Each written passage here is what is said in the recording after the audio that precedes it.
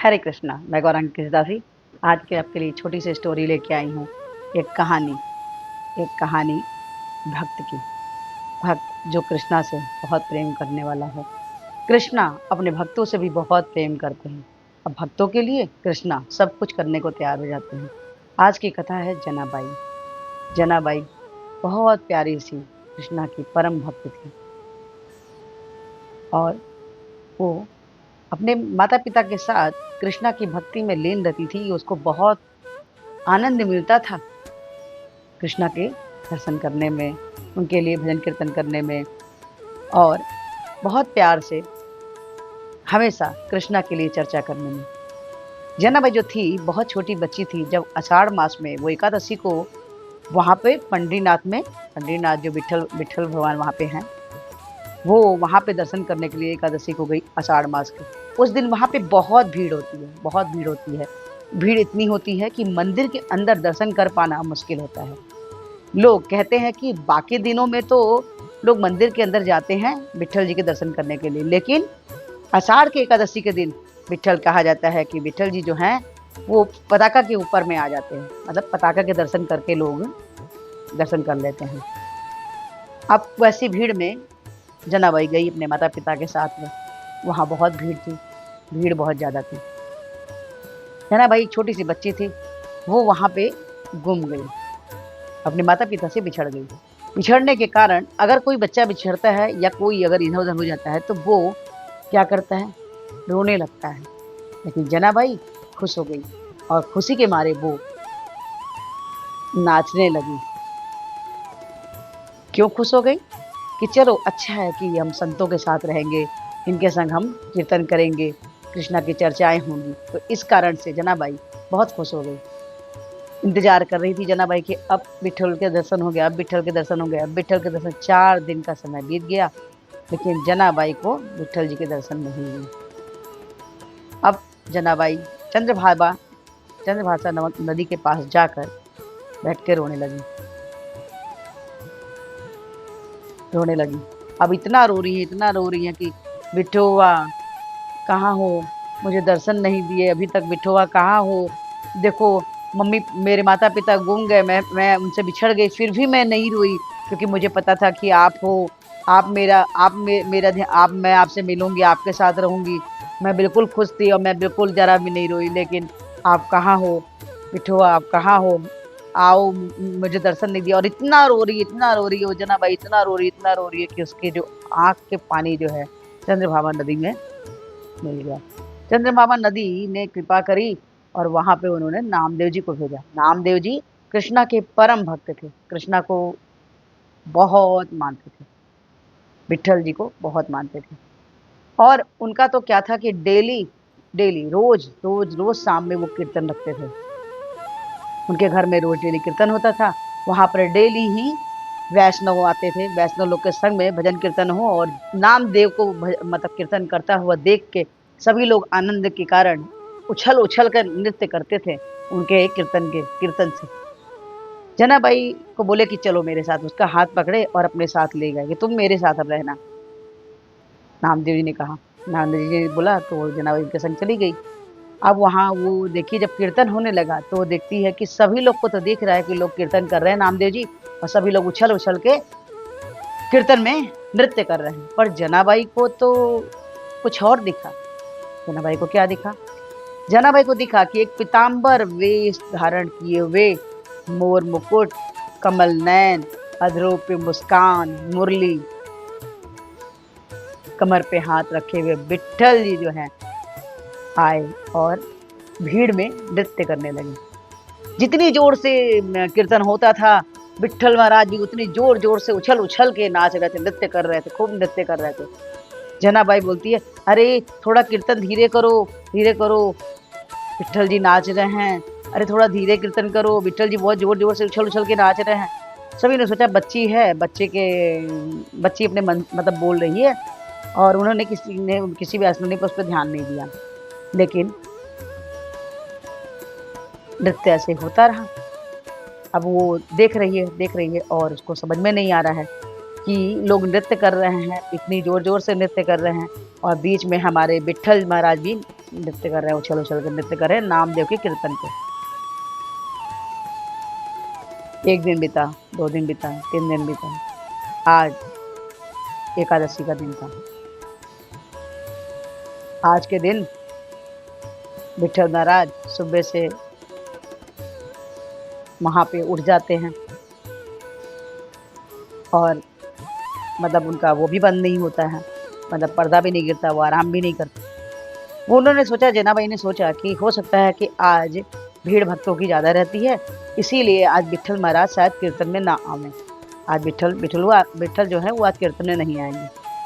और वो सोची कि चलो आज नहीं हो तो मैं चल, कीर्तन हो रहा था, कीर्तन चालू हुआ उस दिन भी, नामदेव जी ने कीर्तन चालू किया, तो उनको लगा कि आज विठल महाराज नहीं आएंगे, चलो आज ना हो तो मैं ही मंदिर चली जाती हूँ। क्योंकि जब नामदेव जी बोलते थे कि चलो जनाबाई चलो विठल के दर्शन कर लो, तो वो बोलती थी कि नहीं, मुझे नहीं दर्शन करने हैं, मुझे तो यही दर्शन हो जाते हैं, मैं क्यों जाऊं। लेकिन आज जब एकादशी था, उनको लगा कि आज विठल नहीं है, विठल महाराज नहीं आएंगे, तो उन्होंने जाने को जैसे ही सोचा वैसे ही देखती हैं कि विठल जी आ जाते हैं, कमर पे हाथ रखे हुए, नाचते हुए, नृत्य करते हुए, उछल उछल के नृत्य कर रहे हैं। और आज वैष्णव लोग इतने भाव में, नामदेव जी इतने भाव में उछल रहे हैं, उछल उछल के नृत्य कर रहे हैं और कीर्तन कर रहे हैं कि बीच में हम उन जो थे विठल महाराज भी उछल उछल के और उछल उछल के और उछल उछल के खूब उछल उछल के नृत्य कर रहे हैं। ये दृश्य जनाबाई देख रही और बोल रही है, रो रही है जनाबाई कि अरे कीर्तन धीरे करो, आज हमारे विठल जी थक गए होंगे। और लेकिन कीर्तन तो कम ही नहीं हो रहा है, कीर्तन और तेज हो रहा है और खूब उछल उछल के अब जनाबाई रोने लग गई, जोर जोर से रोने लग गई कि आप लोग को समझ में नहीं आ रहा है, विठल महाराज इतना उछल उछल के नृत्य कर रहे हैं, थक गए हैं, सुबह से उठे हुए हैं, 1 मिनट भी आराम नहीं किया और आप लोग इतना नृत्य कर रहे हो। अब जनाबाई रो रही है, रोते रोते रोते रोते आंगन में बैठ के, नृत्य हुआ, सब चले गए और जनाबाई बैठ के रो रही है। जनाबाई क्यों रो रही है? इसलिए रो रही है कि आज विठल महाराज कितने थक गए होंगे, उनके पैर में कितना दर्द है। उसने सभी से कहा कि कोई उनके पैर में मालिश कर दो, कोई घी की मालिश कर दो, कोई इत्र की मालिश कर दो, पर किसी ने उसके बात को नहीं समझा और नहीं किया। वो जनाबाई यही सोच सोच के खूब रो रही है, खूब रो रही है जनाबाई, रोते रोते आंगन में बैठी हुई है, रोते जा रही और बिठल बिठल करके बिठुआ बिठुआ बिठोला बिठोल करके रोए जा रही है, बिठो रोई जा रही है। उसकी करुण पुकार को सुनकर विठल जी आए और अपना दोनों पैर जनाबाई के तरफ किए, बोले लो तुम मेरे पैर को तुम मालिश कर दो। तो बोली अच्छा रुको रुको मैं घी लेके आती हूँ। तो बोलते नहीं, ये लो घी, विठल महाराज अपने घी लेके खुद ही आए थे, ये लो घी मालिश करो। तो बोलती है, थोड़ा देर मालिश करी, फिर बोलती है रुको मैं इत्र भी लेके आती हूँ। तो बोलती है नहीं नहीं इत्र भी है, ये लो इत्र से भी मालिश। तुम तो रोए जा रही हो, इतना रो रही हो। लेकिन प्रभु उसके संग में अब जनाबाई का प्रेम और भी ज्यादा प्रगाढ़ धीरे दिन पर दिन बढ़ते जा रहा है। जनाबाई का प्रेम अपार, कृष्णा अपने भक्त को दर्शन दे रहे हैं। ऐसी ऐसी लीलाएं कृष्णा करते हैं जो हम कल्पना भी नहीं कर सकते। हमारे पास इतनी समझ ही नहीं है कि हम इन चीजों को समझ पाएं।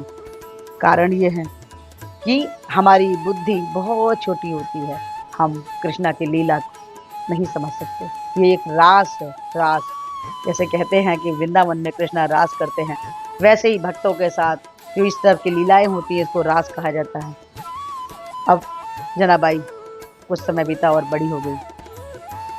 जनाबाई के विषय में सभी तरफ हो गया था कि जनाबाई विठल महाराज को, विठोबा को के संग में हमेशा बातें करती हैं, उनके संग में दर्शन करती हैं। ये खबर एक संत को मिली, उन्होंने उनके विषय में सुना और आए, पूछने लगे कि यहाँ जनाबाई कौन है। तो वहाँ 2 औरतें घर में लड़ाई कर रही थी, आपस में झगड़ा कर रही थी। जनाबाई लड़ाई कर रही थी, झगड़ा कर रही थी, बोल रही थी ये वो क्या कंडी, जो कंडी होते हैं, जो गोबर की के उपले होते हैं, उसको पास मतलब कि वो करके उसने दीवार पे लगाई हुई थी। अब वो लड़ाई एक औरत से हो रही थी कि ये मेरा नहीं है, ये कंडा मेरा नहीं है, ये कंडा मेरा नहीं है, मेरा कंडा मेरा मेरा। तो वो बोलते हैं कि मैं क्यों आपके इसमें क्या है? अरे तो गोबर का तो है, तो इसमें क्या फर्क पड़ता है? बोलते नहीं, ये मेरा नहीं है, मेरे। और वो अपने उपले को लेके कान में लगा लगा के सुनती थी, ये मेरा नहीं, ये मेरा नहीं है, ऐसा करके बोल रही थी जनाबाई। अब विठल महाराज क्यों? अब वो संत पूछते हैं भाई कि ऐसा क्या है तुम्हारे? ये तो उपले बोलते नहीं, हमारे उपले में से विठल विठल बिठुआ बिठुआ आवाज आ रही है।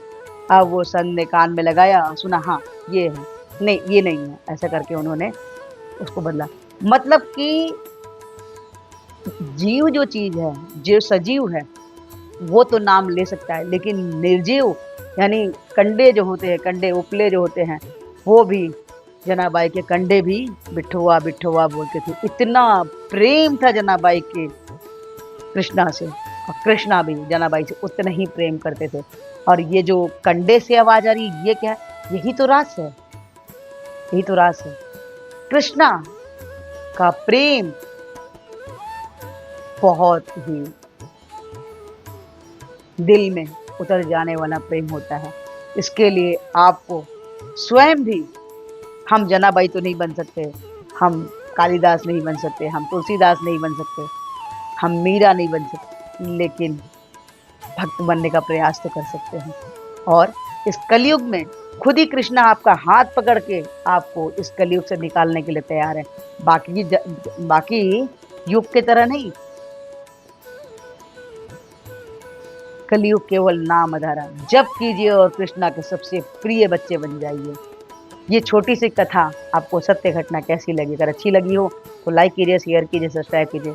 और इस वीडियो के थ्रू हमारी विनम्र प्रार्थना है कि हमारे पुरतीचार्य हमें हरे कृष्ण महामंत्र जपने के लिए बोले, जो कुछ इस प्रकार से है: हरे कृष्ण कृष्ण कृष्ण हरे हरे, हरे राम राम राम हरे हरे। तो हरे कृष्ण महामंत्र जपिए, कृष्णा के सबसे प्रिय बच्चे बन जाइए। प्लीज प्लीज प्लीज आज से एक माला जपिए। अच्छा लगता है तो 2, 2 से 4, 4 से 6, 6 से 8, 8 से 16, जैसे 16 माला पे आते हैं कृष्णा की हितों की कृपा के पात्र बन जाते हैं। तो प्लीज आज से ही इस माला जपिए। हरे कृष्णा, राधे राधे।